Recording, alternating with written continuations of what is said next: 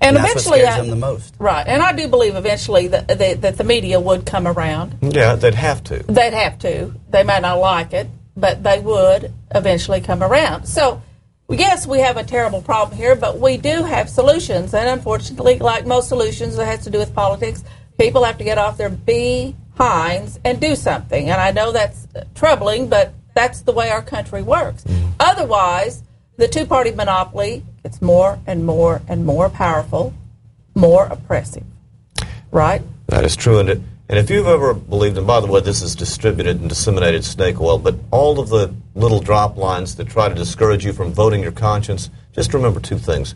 Your vote is not a bet on a racehorse or on a football pool or at work or something like that. Your vote is the currency of your virtue, or maybe lack thereof. I hope it's virtue, though. Okay, Clell. Question.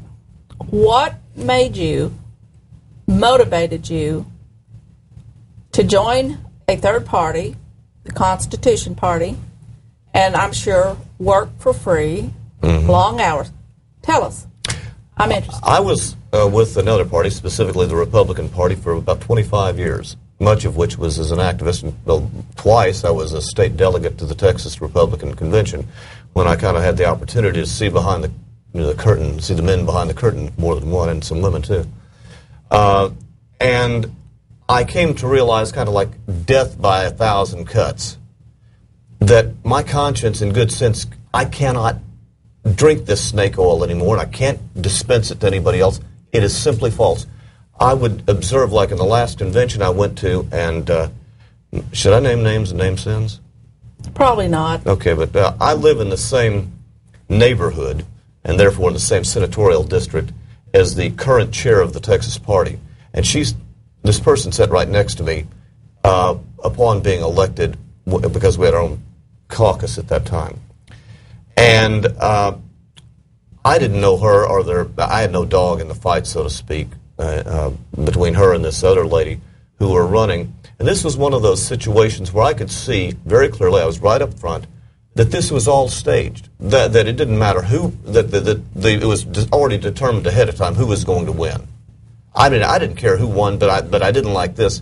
And you saw it was rigged. And along with this, I came to realize very, very well over time that what you're seeing, folks, wherever it is, with the two bigs, is essentially a political version of professional wrestling.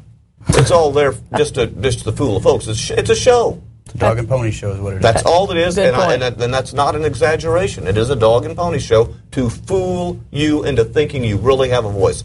Folks, if you don't agree with what the power behind the throne wants, you don't have a voice, period. And if you believe also many of the contrived falsehoods, like whoever they can be independents, new party candidates, new parties cannot win, that's just part of the spin. There is no such animal. That's a self-fulfilling prophecy in and of itself. The only way that can be true is if enough of you believe it and act accordingly. If you don't believe the lies and you vote according to your conscience, you're going to start getting better people in office, and many of them will not be in the parties that currently hold power. Okay, so for 25 years you were an activist, and this was just slowly building. Specifically, what issue specifically? Well, I understand the system. It was finally, and it was within the Bush years, as a matter of fact, about 3 years ago, I realized I'd seen, they talked about the Reagan, and we need to take back the party then, and they're always saying this. They're saying with Ron Paul, it's not going to happen, folks. It ain't going to happen. The fix is in. Oh, it has been for a long time.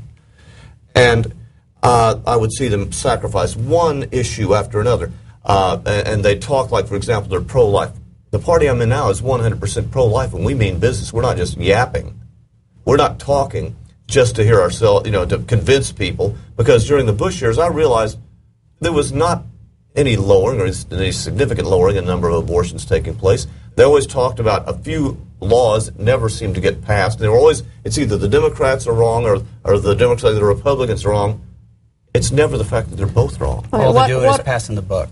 Right. What other issues? Okay, there was a pro-life issue. There was signing, like, for example, Rick Perry signing the hate crimes deal. Oh, yes. I mean, how's that a quote-unquote conservative thing to do? How's that a constitutional thing to do? Constitutional. And that was, I was thinking in conservative terms then, but then I came to, it was step by step, I realized I'm thinking about constitutional terms. Clell, I'm afraid we're going to have to close this off, but I want to thank you for coming, and Jared, thank you for your contribution.